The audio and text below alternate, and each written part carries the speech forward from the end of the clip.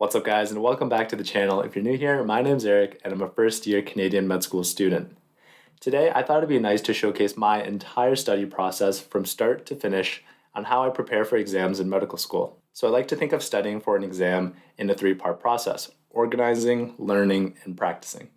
So firstly, you want to organize everything so that when you go to learn, it will be ready to go. Second, when you actually go to learn it, usually you're looking at it for the first time and you're trying to make sense of things. And then when you go to practice, you're really refining your knowledge of that topic and making sure that your knowledge base is rock solid.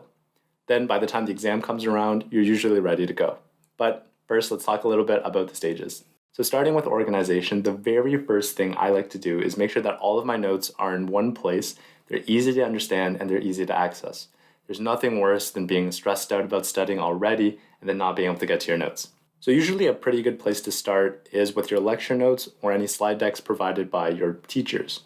They're usually the most representative of what the class is trying to teach you, and they'll be the things that come up on the exams most often. But what I like to do is really take that knowledge to the next level and look outside of what the teacher provides you and look on the internet or other resources to try to find more information on that topic. Supplementing your learning like that will really help you to go to understand the topic better and come across things that you might not have thought about. I'll give you an example of what my notes typically look like for my tutorial cases. Now keep in mind that everyone's style will be a little bit different, but this is just what I like to do.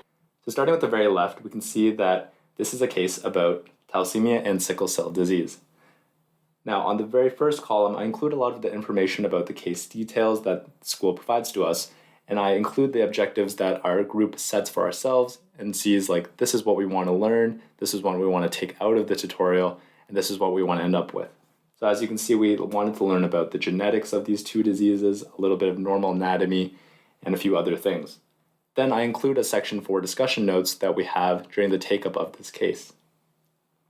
But what I really want to bring your attention to is how I'm organizing all my information beforehand. So before tutorial, I like to know at least a little bit what's going on so that when I go in, I can get the most out of my learning and time there and not be entirely confused.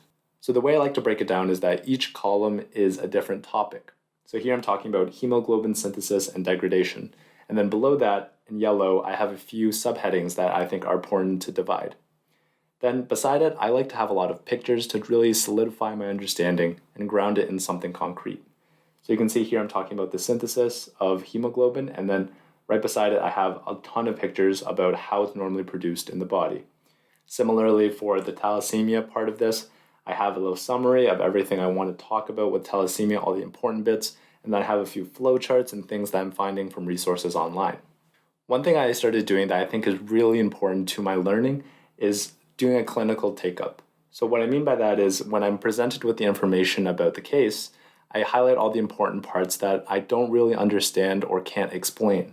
Then when I go back to my research, I try to look at those parts specifically to see if I could answer those questions. So you can see here that here I'm talking about sickle cell, and then this case is about a 6-year-old African boy. Now for those of you that might not know, sickle cell is sometimes more common in African populations. So that's something I didn't know going into this, but you can see that I've highlighted it here and color-coded it so that I know exactly where that information is coming from and I won't forget it. And when I go back to it later, it's a lot easier to review. To study medicine, I'm using a few different resources, some free and some paid for. I'll be making another video about study resources that I recommend for new medical students, so stay tuned for that. But here I'll give you a little overview of everything I'm using to study right now. So first I want to talk about Osmosis, which produces videos about medical topics in a really clear and easy to digest manner that's a really good intro to the topic. They also have these awesome diagrams which makes it easy to follow along and more engaging than a textbook. What's really nice to highlight about Osmosis is that they also have a transcript so that you can follow along the entire video, and they provide you with these incredible high-level condensed notes that summarize everything you need to know about the topic. Next, what I like to do is look at other resources to confirm that I'm not missing any gaps in my knowledge. So the two sites I really like to use are AMBOSS and Merck Manuals.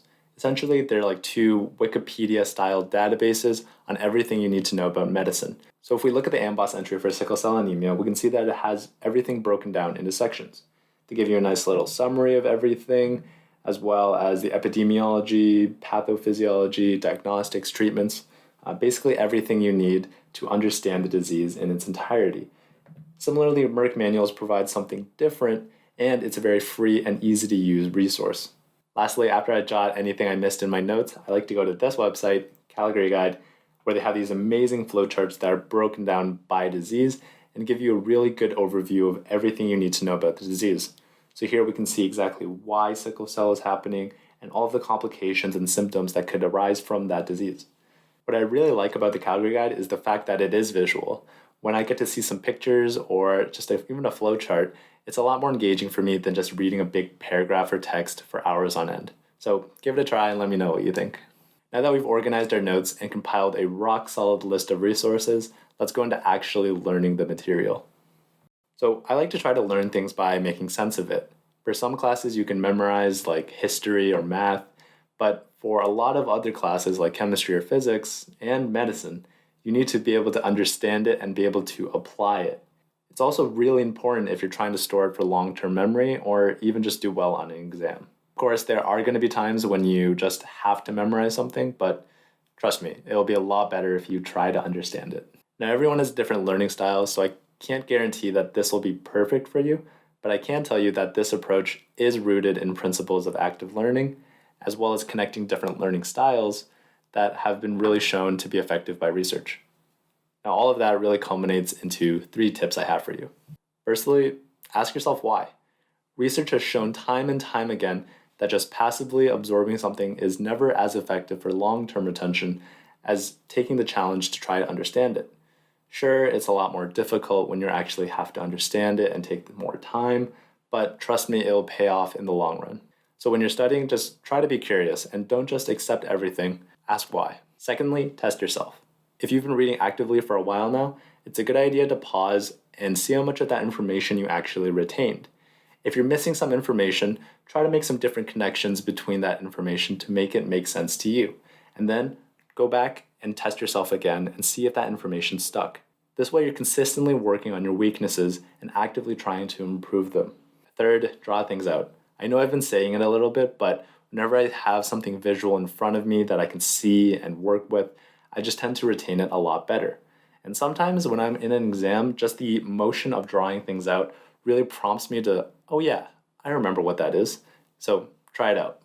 Now those tips are pretty short, but the actual process you might have to take will be a little bit longer than that. But trust me, taking the little bit of extra time to actively remember it will be a lot better than having to go back to it time and time again, rereading that same paragraph without really understanding if you're just passively reading it. So now that you've learned the material, it's time to go to practice, which you can definitely not skip out on. Now I've already talked about one element of practice, testing yourself as well as drawing things out. Here I'll talk about 2 other types of practice, which are practice questions and my all-time favorite type of practice, Anki. Firstly, talking about practice questions, if you're studying for an exam or a test, like I would say most of us are, the best way you can prepare is to do practice questions from the people that are making that exam. If your class is offering practice questions, do them. Make sure you spend enough time that you can understand everything you got wrong and go back to your notes and thoroughly review that topic, because chances are it's coming up again. To add on to any practice questions your class is offering, see if there are any past exams or past practice questions for that same class. I know in my time in undergrad at Western, there were tons of past tests for all my classes that really helped me understand the material a lot better and give me some more knowledge into what I was bad at so I could work on it. So to summarize that, for 2 reasons you should really be prioritizing practice questions. 1, they're the most representative and will give you the most insight into what you're not good at and need to work on. And 2, sometimes there will be some repeat questions from past tests that will be actually really helpful for you if you stumble across something similar on your test. Now I'm going to talk about one of my all-time favorite ways to review concepts, which is Anki. So if you've never heard of Anki before, Anki is a spaced repetition flashcard app, which essentially will show you the cards that you're struggling with the most more often and not show you cards that you know really well as much. So for example, if I know this card really well, MCV is normal, serum iron is low, ferritin is high, sounds like anemia of chronic disease, which it is. But this next card, which I might not know as well, what effect may heparin have on K plus levels? Lower? Is actually increased. So because I don't know this card as well, I'll actually see it more often. That's how Anki works, and it's pretty straightforward and simple to use. So Anki is an incredible way to build that long-term memory and remember the subject after that exam, after that class, even maybe after your degree. So why is that important, you might ask? Why should I commit this thing that I'm never going to see again into long-term memory? Well, my answer to that would be when I was in high school, I thought a lot of the same things, like, oh, this is never going to come up in my life again. But now that I'm in medical school, I can see a lot of those same topics reappearing in ways that I never thought possible. So I only wish that I had taken the time to commit these things to long-term memory before now I have to relearn them. The bottom line is there's a lot you can do with Anki, and it's a really good tool to review your notes and concepts and commit them to long-term memory that you'll need down the road. Trust me. If you're interested in seeing more about Anki, I'm going to be releasing a video next week on how I use Anki and everything I do to make it look so pretty, all the add-ons and everything. Stay tuned. So that's it for how I study and prepare for exams in medical school. I hope that after watching this video, you're leaving with a better sense of how to prepare for that exam or how to rock that assignment, and you're going to be leaving with a lot of confidence. This is the first video of a series where I'm going to be talking about how I study, how I take notes, how I'm using Anki, among a bunch of other videos that I hope you'll stay tuned for. Thank you for tuning into the channel, and like usual, that's been your daily dose of Medi Sun, and I'll see you in the next video.